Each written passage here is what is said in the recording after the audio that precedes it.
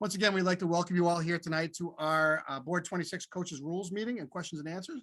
We have an opportunity to meet with coaches in Central Massachusetts to be able to provide some insight and some feedback to any questions that there might be. My name is Dean Packard. I'm the president of Board 26. And as I said earlier in the pregame meeting, we just had that. I introduced all the members of the executive committee. I won't do that again. You can see them all on this call.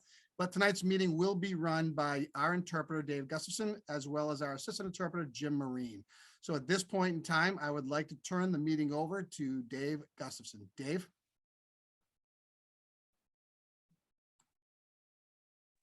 As soon as I can find the buttons to hit. Hey, welcome everybody. Not sure, do we have any other interpreters on other than Jimmy and myself? Is Sean here or anybody?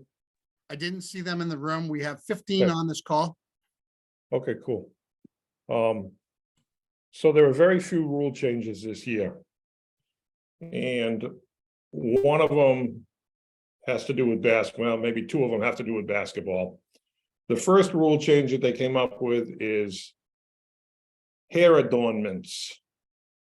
So they are going to allow the players to wear beads in their hair now, bobby pins, and multicolor elastics. They're trying to get the players to be able to express themselves better. The only situation that I see is that these, and my head is not a good example to be showing this, but these beads have to be tight to the head. They can't be loose. They can't be flying around. They can't be able to cause an injury to anybody. So we're not going to have to be the fashion police too much on hair this year, but they can't have anything sharp or protruding. The second rule change has to do with some basketball, and that is we are now going to have a 35-second shot clock. The 35-second shot clock, now not so much different in Massachusetts. We've always had a 30-second shot clock. But now we were going to have a 35-second shot clock, and the officials are told to use the shot clock for the 10-second violation. So it sets at 35 when the shot clock starts. When it gets to 25, we're supposed to have a shot clock violation. This could cause a few problems in games early in the season. It's going to be up to the schools to make sure that they have quality people doing their shot clocks. It's going to become very, very important because you don't want to have us having to blow the whistle several times early in the game to have to reset the shot clock. So by rule, the shot clock starts when a team gains possession. So on the opening jump ball, the ball is tapped. It bounces around between an A and a B player, and finally an A player picks the ball up. At that point, the game clock has been running, but the shot clock has not been running. The shot clock will start as soon as either A or B possesses the ball. So at that point, we grab and get the shot clock. Now, if they started too early, we're going to have to either blow our whistle and reset it because somebody's going to be only have 28 seconds or 27 seconds. So it will start upon possession. On a throw-in, the shot clock will start when the team controls the ball after the throw-in. So not necessarily when the throw-in ends or when the clock starts, but when the ball is possessed by either team. After a try for goal on a rebounding situation, this is where we're going to have it messed up, I think, the most. The shot's going to go up, it hits the rim, they reset the shot clock. It actually should be reset to 35 and not started until the team gets possession, and then it will be restarted. So there's just a brief thing on the shot clock. Also, on a kick or a fisted ball by the defense, so they either kick it intentionally or they fist it intentionally, the shot clock will be reset to 20 seconds, provided it was at 19 or under 20. So if the clock said 19 or below, we'll reset it to 20. If it said 20 or above, we will leave it as is. So nothing else has changed on the shot clock other than the fact that now we're not going to have a visible 10-second count on that initial 10 seconds. And also the lead official is now primarily responsible for that 25-second violation. They're the one that's actually going to be watching the clock because the other official is too busy watching the defense and offense 1-on-1 play or 2-on-2 type play. So you may get a funny call from somebody down the court that comes up with a 10-second call, and you're going to turn and look and like, where did that come from? Well, they're now primarily responsible for that 25 seconds. Let's see, what other changes? So those are the only two federation changes. The MIAA always has their changes. So that's a 35-second shot clock. They're recommending mouth guards, highly recommended. We're not saying you have to wear mouth guards. What they've done is they've taken the word dribble out of the 5-second closely guarded situations in both boys and girls. Now, the only time we will have a 5-second count is while the ball is being held in the front court with somebody legally guarding within 6 feet. So you can hold it for 4 seconds. After 5, it is now a 5-second closely guarded call. You can dribble to your heart's content out there. That kid can be playing great defense. He can be up on him for 5 seconds. He can be on him for 10 seconds. He can be on him for 15 seconds. We will not have an active count on that as long as the player is dribbling the basketball. Once he picks up his dribble, now if he's closely guarded, we would have a 5-second count going on. Let me see if there's anything else. Of course, we've got the 5 60-second timeouts per game. The coaching box is a difference in Massachusetts that hasn't changed. Last year we did change, or there was a change last year that, and I know our coaches in the area don't have this happen to them ever. If you were to happen to be hit with a direct technical foul or an indirect technical foul, you do not lose the right to use your coaching box. You don't have to sit, and you can continue to coach your players from the coaching box. Other than that, I don't know of any other rule changes that affect us when it comes to basketball. They talk a little bit about the home team shall wear light uniforms and the away team shall wear a contrasting dark color. In Massachusetts, they no longer say white uniforms are required for the home team. It just says that the light team. So I know we have some schools that use light blue or use gold colored uniforms. Those are now by rule legal. There used to be an illegal uniform. There was no penalty for it or punishment for it. It was just one of those things. Gus, I have a couple of questions in the chat. If you could address those. The first one, where does the coaches box start and end? Okay, the coaching box, not coach's box. Okay, let's talk about that. It is a coaching box. Because when you say coach's box, that says more than one. The only person that's allowed to use the coaching box is the head coach. So that would start from the midcourt stripe 14 feet down. So it's the old 28-foot mark about.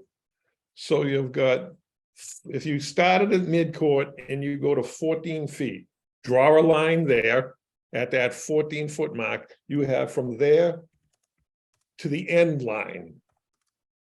So from the 14-foot mark up to the center court is not your coaching box. That is open space. So you're not in front of the scorer's table. So basically from the end line up 28 feet. So I don't know if you remember, if some of the courts may have that little tick on the floor still for the 28-foot mark. I know a lot of them have gotten rid of them. So if you were to measure from, like I say, 14 feet from the midcourt stripe down towards the baseline, start at that 14 feet and go to the end line, would be your coaching box. Now, some schools are offset for the area of the scorer's table. I know South High is one of those that the scorer's table is down towards the visiting team's bench, I believe. So the visiting team's bench gets pushed down further. However, you still have from the 28-foot mark. So you may be towards the scorer's table in that case. So a lot of courts aren't marked. Am I correct by that assumption? Yes, a lot of courts are not marked. So there really should be a mark on the floor as to where your coaching box begins and ends. At one point, they were having the officials make the administration put a piece of tape down when the box used to be 14 feet and then only another 14 feet. However, there should be some indicator as to where that 14-foot reference point is. So whether it's a piece of black tape, whether it's a piece of, tape or painted. I hope that answers that question. Dave, another question we had was confirming that the intermediate and middle school level is not using a shot clock. Geez, I don't know that answer to that. I don't believe they are using a shot clock. So if the middle schools and elementary schools are not using a shot clock, yeah, I believe that is correct. No shot clock in those. You would have a visible 10-second count in the both boys and girls games. And for a point of clarity, if the ball goes out of bounds and you get a 10-second count in the backcourt, you'll then go to a visible count because you won't be using the clock on the secondary 10-second count. That is the recommendation I have made to our officials because say the ball goes out of bounds with 26 seconds left on the shot clock, or no, let me change that. 32 seconds left on the shot clock. It gets knocked out of bounds. The team is going to have a new full 10 seconds. So we really can't use the game clock for that because you'd be starting with 32.6 seconds left on the shot clock. So when it got down to 22, you would have an extra 0.6 seconds, which is really screwy anyway. But so the guideline there is recommended that we would use a visible 10-second count at that point, and we would be on that. So thank you. Yep. And just for point of clarity, at the middle school that I'm the principal at, we do not have a shot clock. And Tommy, I thought you were going to come in. Are you going to say something on that? Yep, same in mid-watch middle schools. None of them have shot clocks. Great question. Gus, question in regards to in warmups with t-shirts underneath uniforms. What is the appropriate call by the officials as they watch the warmups and see that? Yeah, all right. So warm-ups, there's been some new guidelines put out to the officials for warm-ups. I have not spoken to our officials about this because they just came out.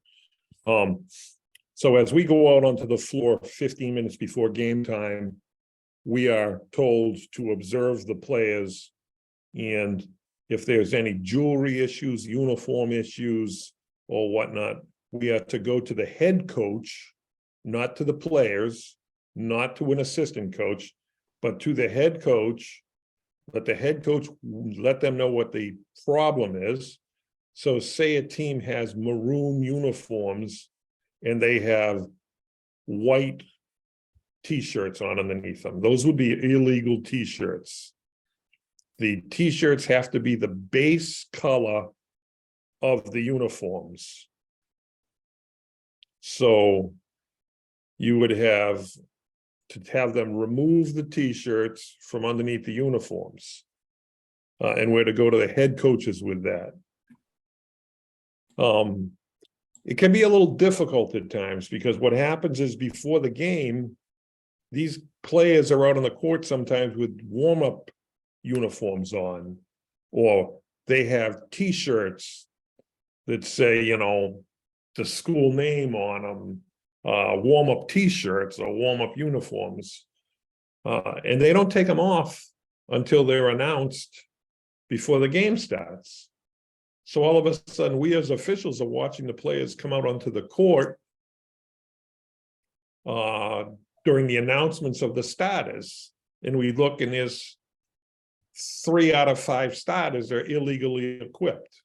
They either have illegal uniforms, illegal t-shirts on, or illegal spandex pants on, you know, the long ones are the wrong color.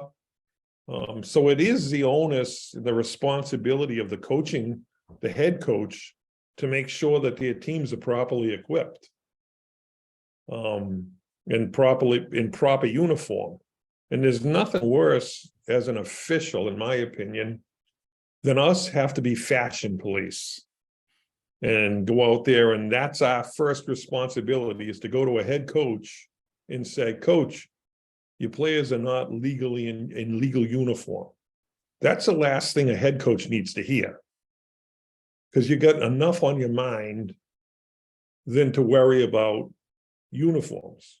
So it's one of those situations that makes us be the bad guys right away, and changes kind of like the whole aspect of the game from the beginning. Now coaches are like, or players are like, oh, they're picking on us. Well, we wouldn't be picking on you if, you know, if people were in proper uniform and things. So there is now a point of emphasis on uniforms and being properly equipped type thing. Gus, could you elaborate on the pregame, what the expectations are, not only from the officials, but also from the coaches in reference to the book and being prepared, things of that nature? Okay. So the officials walk out onto the court 15 minutes before game time. Once we walk out on the court, we are now responsible for actions on the court. So if they're going through warm-ups and something happens in warm-ups, say a player dunks in warm-ups while the officials are on the court, it is an indirect technical foul on the head coach and a technical foul on the player who dunked. So once we step onto the court, the game is ours. Coach's responsibility is the actions of their players during warm-ups to make sure that prior to the 10-minute mark, they have all their players in the book, names, numbers, and their 5 starters checked off in the book. So prior to 10 minutes, they have to have that done. At the 10-minute mark, the referee goes over to the table and checks the book. If the book is not accurate, and complete, it is a technical foul, indirect administrative technical foul, not an indirect, I'm sorry, an administrative technical foul. So you could receive an administrative technical foul, say your players aren't in the book. So prior to the 10-minute mark, you must have your starters and all your players in the book. Now, say after the 10-minute mark, you've received it, everybody's in the book. After the 10-minute mark, a player now all of a sudden shows up and you want to add them to the book. That would be an administrative technical foul for adding a player to the book after the 10-minute mark. And I've had this happen before, the starters are being announced and your 5 starters are sitting on the bench. Your other players, your substitutes are up high-fiving them and doing all their thing. And 22 gets announced as a starter.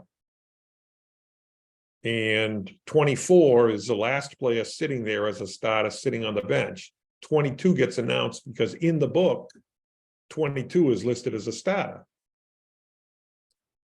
Your only option is to start number 22 and have them start the opening jump, or change the starter to your correct starter and get an administrative technical foul.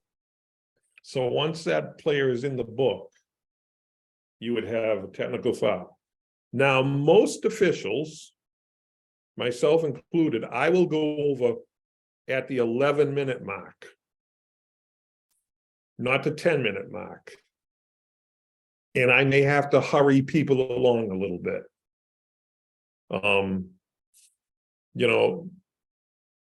My feeling is that the home team should always have at least their players written in the official scorer's book prior to the game. There's no reason that you would have to have your scorer write home players in prior to the game. You can have too many players in the book. If you had 17 players in the book and only had 13 players warming up, that doesn't matter. You can have extras. You just can't have less than you have. So that's our responsibility prior to game time. I guess the only other thing is, like, if a player all of a sudden takes a pass in warmups and gets a bloody nose and they get blood all over their uniform, they can change their shirt color. Their shirt number at that point. Or if a starter gets sick prior to game time, all of a sudden they're puking their guts out or something, they can be replaced due to illness, and with no penalty. Thank you, Gus. Any questions from the coaches? It's a small group here, so come on in, just unmute yourself, and you're welcome to come in and ask any direct questions to either Gus or Jim Marine here. Obviously, we could break down scenarios and things of that nature if you wanted some clarification, but there's a vast fairway here. So we want to make sure that we can answer any question you might have.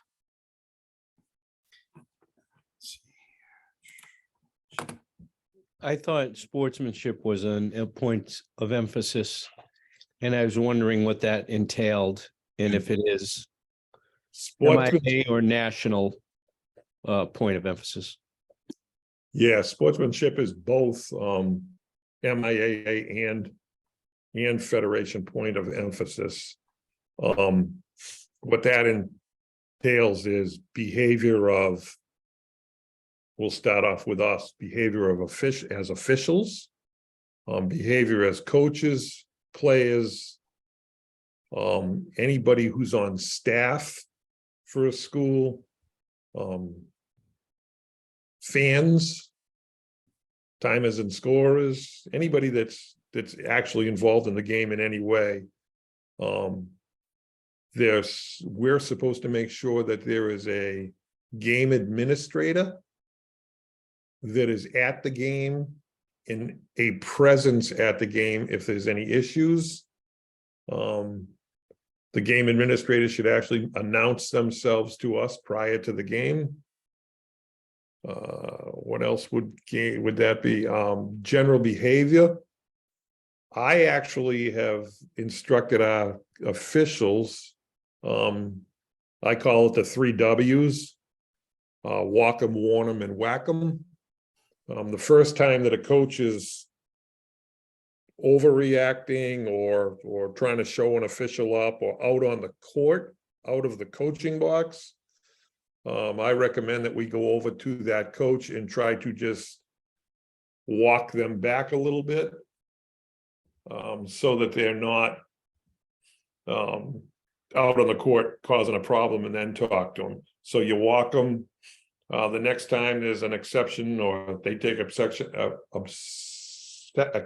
to something and overreact to something or screaming and things, we're to warn them, which would be a visible warning. That warning would be, coach, that's enough. We put the warning in the book at 5 minutes and 31 seconds of the second quarter. Tommy, I'm going to use you. The Wachusett head coach, was warned. The next time that there's an issue, we're to hit them with a technical foul.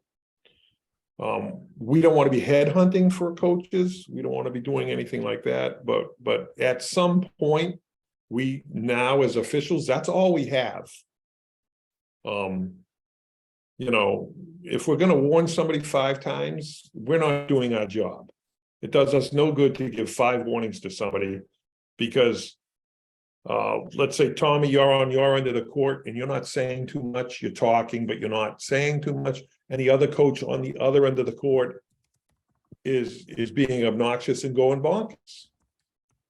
At some point, that quiet coach is going to say, enough of this. I'm not being quiet anymore. And now we have a slugfest between these two, not a physical slugfest, but now both coaches are going to be all over the officials. Some officials have more tolerance than others. Some coaches have totally different coaching styles. There are coaches that talk nonstop. They're yapping, but they're not affecting us. My feeling is there's coaches that talk but never ask a question. I don't reply to coaches that just talk. Now, if a coach asks me a direct question, yeah, I will reply to the direct question. Last year, I had a coach say, boy, Gus, I didn't think you were talking to me. That's the first time you've answered me. And I basically said, well, that's the first time you've actually phrased it as a question. But yeah, how do we handle fans? Fans are the responsibility of the game administration. I know most gyms we go into now at the varsity level are very good with having people at each corner of a gym or having, people near the student section and things. We do go into some gyms and we'll call a foul and we get the BS chant going nonstop. Is that proper behavior? No. It needs to be stopped and it needs to be taken care of. But like I say, a lot of that's going to be on the onus of the schools and how things go. Last year we threw several fans out. I know as officials, people were removed from the game. The way we remove somebody from the game is we go up to the game administrator and we say the lady in the blue coat needs to leave the gym. They can either handle it themselves or they can go to the police that are on duty and have that taken care of. Coaches that are here, do you guys have anything set up in your gyms? Or, what are your thought process on sportsmanship and stuff?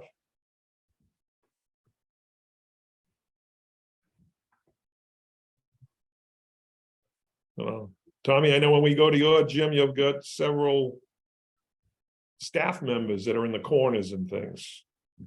Yeah, they monitor the the student section, and I Yeah. just didn't know if taunting and things like that were coaches' behavior, player behavior, taunting was something that officials are trying to focus on.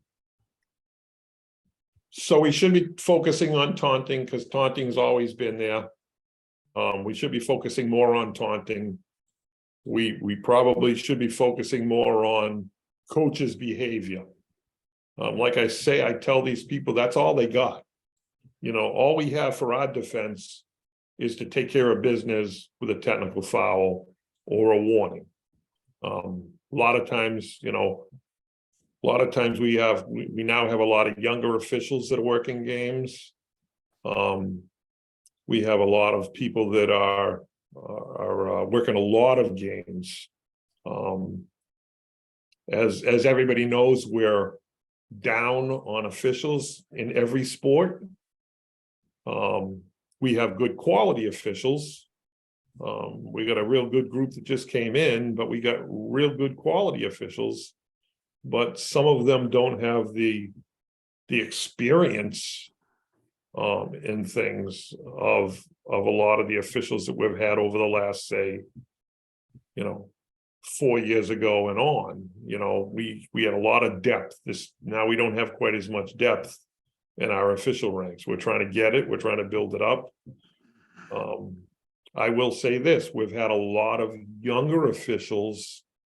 I'm going to say 1 to 5 year officials, some of which were going to be outstanding officials, have said, I'm done. I'm not going to listen to, I'm not going to go out there all night long, every night, and just get yelled at. I say, well, you need to learn to take care of business, but they're in their, mid-20s, former players, could be great officials, maybe even early 30s, and they're just giving it up because they're not going to take it. Eventually, it's going to come down to we are not going to have enough officials to cover the games. And I see it a lot. Between you and me, the varsity level's not bad. Where I see it is in these freshman games, these JV games. I'll go to a varsity game and I get there an hour early to watch the JV games, or I'll go sit in the gym on my night off and watch both games. And these JV coaches, in my opinion's behavior is unacceptable. And it's a reflection of the whole game. And then their players start it, they take it on a reflection of the coaching staff. I don't know. We'll never go to 3-man crews. I would love to go to 3-man crews. 3-person crews. Yeah, 3-person. Yeah, I would love to have 3-person crews. I think 3-person crews help the game. They help the longevity of officials. It's a much better played game. It's a much better officiated game. Actually, when you look at a 3-person game, there are less fouls called. However, the fouls that are called are better quality calls. I don't know if it's a cost thing. I know that there is nothing that says you can't have 3 officials in a game. So if you had games, if you had a select amount of games or all your games that you wanted to have 3-person crews, as long as you're willing to pay the 3 officials, you should be able to have 3-person crews. Yeah, we've done it before on request. Yeah, say, hey, throw it out there. You're playing North at home or something, or you're playing, one of the city schools at home, and you want to have 3 schools, or you're playing, one of the quality Midwest schools, Leominster, or some of these, big games or whatnot. I will say this, the biggest thing about it is if you're going to do 3-person in the boys' games, and there's recommendations to do 3-person in the girls' games, you got to make sure that everything's, equality wise and things are, given on both terms there. But as an official, I love to work 3-person games. It's a much more comfortable game to work. And like I say, the quality of calls is much better. But, Do we have any questions or other comments from any other coaches here on the call tonight? I just have one Marissa, you more. gotta have something. Go ahead, Kelly. Sorry, I'm new to coaching middle school basketball, and I just want to make sure we have 3 games this week. So, as far as halves or quarters, does it matter? Is there a specific for middle school level? So Tommy, middle school is playing, Middle school is playing quarters, same as high school. right? The vast majority of them are playing 8-minute quarters and 5 timeouts, same as high school. Right. Okay, awesome. So That's very, very helpful. Yeah, I believe that it's recommended 6 or 8 minutes, no less than 6 minutes a quarter, but 8 Right. minute. They quarter. have the option for 6, but Right. very few, unless it's a situation where the middle schools are using the high school gym and there's high school games starting at 5:30, then they may cut it back to 6-minute periods because they're up against a time crunch. But to my knowledge, everyone is playing 8-minute periods. A lot of these middle school teams have a lot of kids on them. They got to get them in the game. Because if they don't, you as coaches know who you're going to hear from, right? Yeah, that's my thought. I have 15, so that's why I'm trying to figure out my rotations. There you go. Good. Good. Welcome to the coaching world. Yeah, best of luck, Kelly. Anyone else? Has anybody had games yet this week or last week? Either Thursday or Friday? That had any situations in games come up?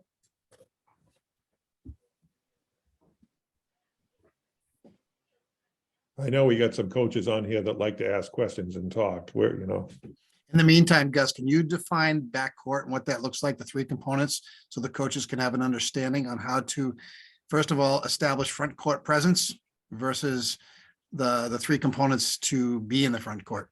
Okay, so let's start off with dribbling. So a dribbler who's in the backcourt has 10 seconds to get it over the backcourt. In order for the ball to have front court status as a dribbler, you must have the ball and both feet in the front court. So if I'm dribbling the basketball, everything's live dribbling, and the ball is in the front court, my right foot is in the front court, and my left foot is in the back court, I am still considered in the back court, and we would have a 10-second count going. Now I can bring the ball back into the back court and my other foot back into the back court and then so all 3 must come across in order for us to have front court status. A non-dribbler, so the ball is being passed amongst players in the backcourt, and I go to throw a pass to the front court. In order for that ball to have front court status, it must hit the floor, the basket or backboard, a player of either team, or an official. So say we're close to a 10-second violation. The player has the ball in the backcourt, they're holding the ball. It's at 27 seconds. I go to throw a pass to a teammate in the far corner. The ball is in flight to that teammate, has not been touched, and that clock goes to 25 seconds. Prior to it being caught or touched or touching an official on the floor, we would have a 10-second backcourt violation. So it must hit the floor, the basket, an official, or a player from either team in that case. So it's kind of a weird one, but that's one that, you know, let's talk about throw-ins for backcourt, front court. So you have a throw-in from the front court. You can throw the ball into the backcourt and get that. You can throw the ball to a player straddling the line. No problem. You can throw a ball to a player, it can deflect off of their hand, head, shoulder, knee, and roll into the backcourt. They can go retrieve it, no problem. The ball doesn't gain front court status until it is controlled by one of the two teams, not touched, but controlled. So that midcourt line, what we say is that midcourt line doesn't exist until there is control by a player. So if a player is running to catch a pass, they have their natural takeoff, catch the pass, and land. So they can actually take off from the front court, catch it in the air, and land in the back court. And that would still be a legal throw-in and not a backcourt violation. That's one that you'll have 50% of the officials in the stands complaining to you that there was a backcourt violation. Other ones that get us in trouble, loose ball, player dives to the floor. They're, of course, soaking wet. They slide 15 feet with the ball. Everybody wants to travel. Nothing's happened until that player comes to rest. If they come to rest on their back, they can come to a seated position. They can start a dribble from that position. They can pass, they can shoot, they can call timeout. If they're on their stomach when they come to rest, basically their stomach becomes their pivot spot. They can start a dribble, pass, shoot, call timeout. The only thing they can't do is come to a knee or roll over. That would be a travel if they were to come to a knee or roll over.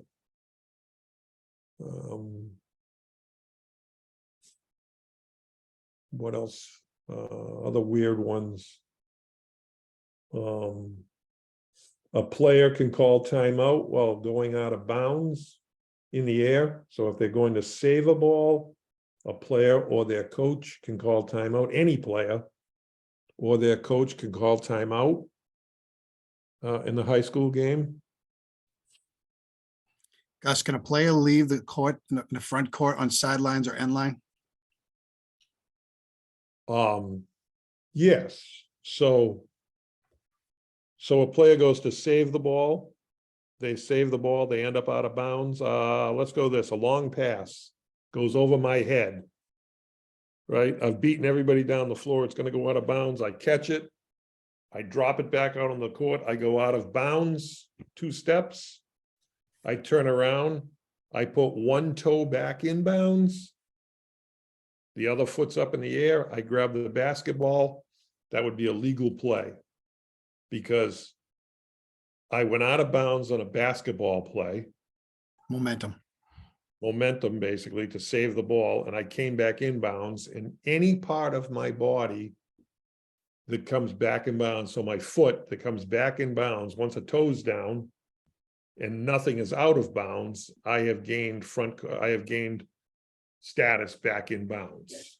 You don't have to get both feet back in bounds. You don't have to do this or anything. It's just any part of your foot. Can you leave the court purposefully? No. So let's say you're setting a double screen on the end line. The player goes around the screen, the baseline side, the end line side, and goes out of bounds around that screen, comes back inbounds. That would be a violation by the offensive team, whether the player gets the ball, touches the ball or not. Leaving the court would be a violation. On a throw-in, I call it the old bay path play because I used to run it all the time. A throw-in on the end line, they would throw the ball to the left-hand side. They would swing the ball around. The inbound player would hesitate, run out of bounds around a double screen and get the ball behind the double screen. That would be a throw-in violation for not coming on immediately back onto the court. So that player that throws the ball in has to immediately come back onto the court. In that case, is that the question? That was the difference between momentum and purposefully leaving sideline end line. Yep. Thank you. Let's talk about a defensive player for a minute. We always coached our kids, we were always coached as a defensive player. Get your foot on the sideline, get your foot on the end line, player coming up the sideline, put your foot on that sideline. If your foot is on the sideline and that offensive player crashes through you, it is actually a foul on the defensive player because he is not in legal guarding position. In order to establish legal guarding position, you must have both feet inbounds. So the old days of putting your foot on the end line and putting your foot on the sideline as a defender, and that's been for years. But that's one that some people don't realize and recognize as easy as they should. That's clarification around rules to clarify flopping and what that might look like in the eyes of an official and the proper call. So flopping. So you cannot have a foul in basketball, a personal foul, without contact. You must have contact to have a foul. So you have the kid that's going to stand there and try to take the charge, and the player's a foot away from them, 6 inches away from them, an inch away from them, and they do that big flop onto the ground. So the offensive player has not made contact. The defensive player has not made contact. So we can't have a foul because there's no contact. What the defensive player has done is put themselves in terrible position to try to play defense on anybody. However, they haven't done anything illegal, and the offensive player has not done anything illegal. Now that same player who just flopped, the offensive player trips over them or steps on them without intent, but steps on them because of the natural motion. Now you could have a foul on the defense. You would have either a tripping foul or I guess you'd have to have a trip on that because there would be contact. Legal guarding position is turned and facing, both feet on the floor to establish legal guarding position in the beginning. At that point, the defender can go backwards, can move obliquely, can step sideways right in front of the person. If there's contact with the torso on that, they're still in legal guarding position. Say that player who maybe not as big in stature is trying to draw a charge in the middle of the paint, and a bigger player is coming towards them. if they have established legal guarding position initially, they can turn their body to protect themselves. They can move backwards to protect themselves. They can actually turn all the way around and have their back to the player to protect themselves. They can jump vertically up. If contact is caused by the offense, we should have a player control foul call on that, because they had established legal guarding position initially. So what do we got from coaches? How about the end line on a throw in? How far can you step one side or the other, and how far can you step backwards before it becomes a violation? So of course you have, as officials, we are instructed to tell the player spot. It's a spot throw-in. Officials should not say it's a spot throw-in, don't move, because a player is allowed to move. There's no such thing as a travel on a player out of bounds. They can jump up and down. They can move side to side. So picture yourself a 3-foot space. So if you were to spread your feet apart 3 feet, that is your space. As long as any part of your body stays over that 3-foot space, you are good. So I can basically move to the right almost 3 feet, come back, move to the left almost 3 feet. So my outside foot could actually probably be 6 feet over and 6 feet over. So you can move side to side as long as you stay over that 3-foot space. You can go back as far as you can go before you hit the wall. So if you can back up 8 feet, you can back up 8 feet as long as you stay over that 3-foot area, that 3-foot spot.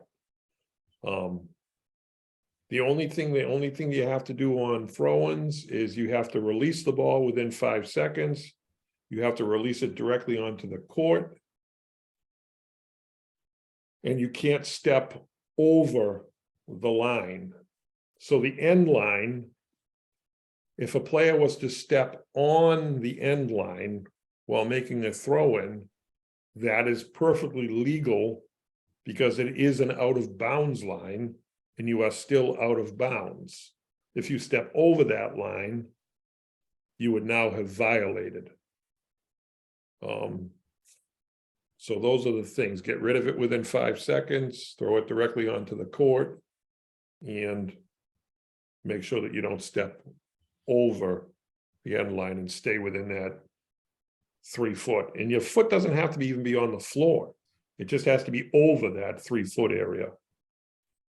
That's what happens to somebody who touches the ball out of bounds, a defensive player, and or makes contact with the person throwing the ball in.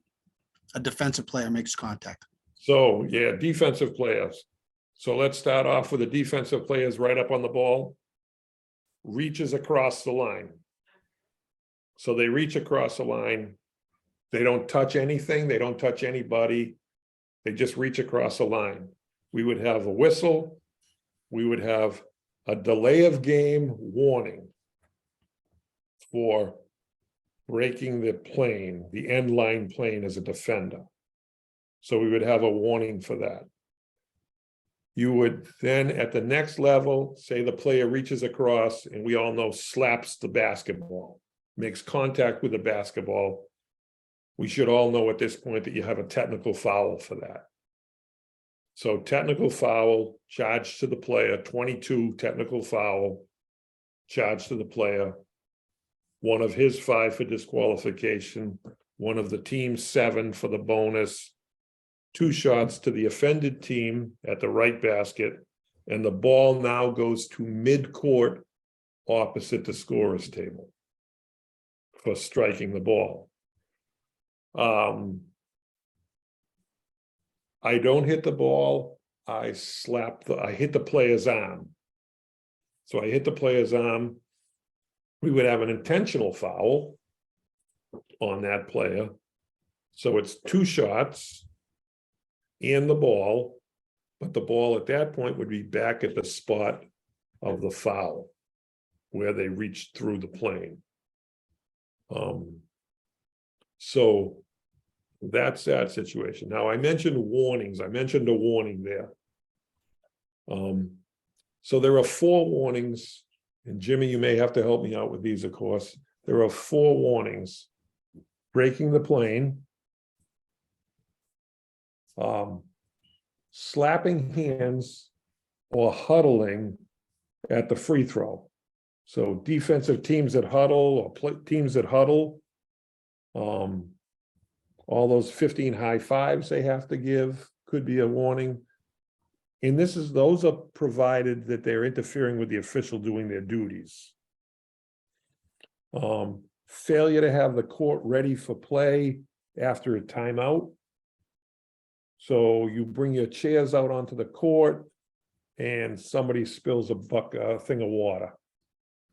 Now you got to wipe the court up and do that. That would be a warning. So that's 1, 2, 3. What the hell's the 4th warning, Jimmy? Not allowing the ball to be readily available. Thank you. So after a made basket, they slap the ball away, or they grab the ball and hold it. The defensive team, and doesn't allow the team to be there.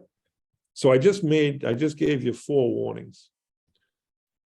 You're only allowed to get warned once for any of those 4 things. So say early in the game, a player breaks the plane on a throw-in. We blow our whistle, we say, white warning for breaking the plane. We have them put it in the book. We tell the head coach, Coach, that's a warning for breaking the plane. That will be your only warning for that. Now, a little bit later on in the game, a player slaps the ball away after a made basket. At that point, it's a technical foul, because you've already been warned, and that warning covers all 4 of those warnings. So at that point, it would be a technical foul, and it would be a team technical foul for that. So it's kind of a weird one. We only give 1 warning. There's 4 things you could be warned for, but we only give 1 warning for it. Gus, clarification on a player going up for a layup and another person yells or screams while they go up for the shot, or slaps the backboard in an attempt to alter the shot. What are the calls on those 2? So a player yells and screams. There's no rule against yelling and screaming. And we'll talk about a couple of other things on that too. So a player goes in and you scream, you yell, you clap behind them. You make as much noise as you have to. There's nothing that you can do on that, provided he's not swearing at the kid in a vulgar type language. A player goes up to try to block a shot. So player goes in for a layup, player comes up, tries to block the shot, completely whiffs on the block, slaps the backboard, and hits it hard. Now the ball is up on the rim, gets up on the rim, and because of this player slapping the backboard, the whole thing's shaken. Well, there's nothing the officials can do. There's no penalty for slapping the backboard on a defensive try. There's also no penalty because the backboard is shaking. You can't have basket interference. You can't have goaltending. It's just part of the game. Now, the same situation, a player goes up for a layup and the player makes no attempt to block the shot. He may even be on the other side of the backboard. He goes up and he slaps the backboard as hard as he can, or at any point of the game. Player goes up for a rebound and he slaps the backboard after he gets the rebound. That would be a technical foul. for drawing attention to oneself in that type of manner. That would be an unsportsman act for doing that. Same thing though, if the ball is on the rim or anything and it shakes and it now rolls off, there's nothing you can do about it because it's not goaltending and it's not basket interference. It's just part of the game, and in that case, it would be a technical. So for basket interference, the ball would have to be on the rim when you touch the net or the flange of the ball. It would have to be directly on the rim to hit the net of the rim or the ball, or in the imaginary cylinder, which is the diameter of the hoop all the way up to the ceiling. They would have to touch the basketball in that case. So if it's bouncing up in that imaginary cylinder and you hit the net or the basket or the ring, you have nothing. You strike the ball when it's above there, you would have offensive or defensive basket interference. Goaltending has to be a try for goal, has to be on its downward flight above the ring with a chance to go in for goaltending. What about the offensive player making a layup, slapping the backboard? Is that technical? So by rule, it should be a technical foul because it's not a basketball move. It's to draw attention to oneself. So it's a sporting behavior thing. You know, I can remember the first time I was able to touch the backboard on a layup. I was excited to be able to slap the backboard. But I mean, by rule, it's a technical foul. Most officials are going to tell a player not to do that again. Because I try to tell us, this may come out wrong. I try to tell our officials not to be scientists. Don't make that obscure call that comes out of nowhere to be the call of the game. You know, call what you need to call, take care of business the way you need to take care of business. If it's a sporting act, like if that kid goes up, takes a layup and, you know, really whacks it, you know, or whacks it with his other hand. Yeah, you know, by rule, you want to have a technical foul on that. But if he just goes up as a layup and taps it, you know, he could have been trying to protect himself from falling, you know. But if it's that intentional act, yes, that would be a technical foul. Guys, could you elaborate a little bit on body piercings? We talked about this from the committee. Yeah. Thank you, So Tommy. we had a call from a coach. Tommy McCarthy had a call from a coach. And I guess the call kind of went that they had several facial or body piercings and wanted to put in gauges, which are little foam pieces to keep their earrings open. They called them retainers. Oh, retainers. Thank you, Tommy. Yeah. Retainers to keep the earrings open. You know, whether And this kid wanted it to be made of glass. Oh, they wanted the retainers to be made of glass? And it was in the cheek. Oh, nice. Yeah. Yeah. So these retainers, whether they be made out of anything, are not legal. You cannot have them. All piercings, all earrings, all, I guess, anything like that needs to come out. They're not allowed to play with it. That player that comes out with Band-Aids over their earrings, the Band-Aids have to come off and the earrings have to come out. This is another one of those situations before the game that no coach needs to hear that. You know, the last thing you want me to do is walk over and say, Coach, number 15 and number 12 have earrings in, they have to get rid of their earrings. Now, I've had players that I've gone up and say, those are beautiful diamond earrings you have on, but you cannot play with those on. And they say, yeah, I only wear them during warm-ups. I'll take them off before the game. Well, by rule, they're supposed to be off during warm-ups also. You're supposed to be in your proper uniform for warm-ups. So I will tell them, take them off now You know, you have to be in your proper uniform. So. Now, I can't believe that none of you guys have had games or ladies have had games and had any questions. But what else we got?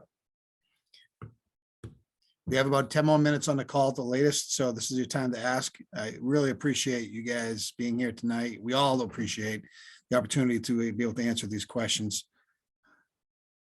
So please take advantage while you can. Just trying to think of some other. Hi, could you describe like legal guarding position and hand checking and what technically should be a foul called? Yes. So to establish legal guarding position, you have to have both feet on the floor. And you have to be turned and facing the person you are guarding. Right? It's supposed to be within 6 feet. All right, so say I'm now a defender and covering my player who has the ball at the top of the key. And they're in a triple threat position and I want to measure up to them. Right? I'm allowed to touch them once, what we call hot stove them. So I'm allowed to touch them once to measure distance. So a quick touch, take your hand off. At that point, I got nothing. If I put a hand back on them when they dribble, we should have a hand check. As immediately as I put 2 hands on them, even that hot stove, if I put 2 hands on them on that hot stove, it should be a hand check. So I can measure up once, and at that point, I should not have contact with that dribbler with a hand or an armbar on the dribbler. So I cannot armbar the dribbler. I can use my body, provided I'm moving either laterally or obliquely to them, so I can step with them and short of contact in things. So it's that quick one touch and then hand off. As officials, we need to get hand checks early in the game. This is that situation that you have let the hand check go for the first 3 quarters, and all of a sudden in the 4th quarter, the first 2 times down the floor, you're going to call a hand check. Coaches don't want to see that. As an official or as a interpreter of officials, I don't want to see that out of the officials. I want it to be consistent from the beginning of the game. You as a coach, Todd, you're going to know that if I call a hand check on the point guard or on the wing guard on one end of the floor, and now we have a hand check on the other end of the floor, you're going to adjust. Your players are going to have to adjust, and you're going to say, hey, they're calling hand checks. There are some coaches that don't teach it very well. They want to have contact. I've been in games that the coaches have said, we're going to have 40 fouls tonight, Gus. We don't care. It's the only chance we have against this team. You know, they're going to kill us inside, so we're going to foul them every time. And you know, and we just have to continue to blow our whistle in those games. And hopefully our officials are willing to continue to blow their whistles in those games. But I hope that explains it. It's both feet on the floor turned and facing. At that point, you don't have to have both feet on the floor anymore. It's just that initial establishing the position, one touch, hot stove, and then hands off from that point on. Okay. Yep. So, I mean, they used to tell you could have an arm bar on, but that's no longer a case. Can you have your arm bar like inside your body? Not making contact. Not making contact. I can have my arm bar up there. But I can't extend or make contact with that arm bar. Low post play. So if I'm a defender in the low post and the player has their back to me without the ball, I can have a firm arm bar up there. Okay, I can't extend it because that would be a push. I can have an arm bar. I can have a knee. I can't lift the knee to move them off the block. Once they receive the ball, my arm bar's on there. As soon as they turn and face me, I got to get the arm bar off them. Once they start a dribble, I got to get the arm bar off. But if they catch it and my arm bar's there, I'm okay. I just can't. Okay. I just can't extend it. and I had one more question on, are you allowed to box out but not in no contact on a foul shooter? So you are allowed to step in front of the foul shooter. You cannot go into that half circle. So Okay. the free throw shooting circle there, you Yep. can never enter that until the ball hits the rim. So you can step in front of the shooter, short of the free throw lane, the free throw line. You can't step in front of them and back into them. That would be a push or a violation. Actually, it'd be a foul. In that case, if you were to make contact with a free throw shooter. They changed the rule, I think 2 years ago, that you can't even run through that area by rule. As a player. So. Yeah, you cannot make contact until the ball hits the rim as on the free throw shooter. Yeah. Okay, thank you. Yep. Okay, everybody, we're coming up to an hour and almost 20 minutes. So again, we want to say thank you for your time tonight. On behalf of the entire board 26, we want to wish you a great season. At any time, if there's something you would like us to get back to you on, please reach out. We'll be glad to do a follow-up phone call, whether it's through your assigner or directly through Dave, Gus, or Jim Marine, our interpreters. We'll definitely get back to you as soon as we can. Our job is to uphold the integrity of everything that we do and make sure that we administer and help the game move along the way it should go for kids. And at the end of the day, if we do our jobs, we should be okay with all of that stuff. So we have to work collaboratively together as well. So again, we wish you well, and we hope you have a great season. At this time, I'm going to stop the recording.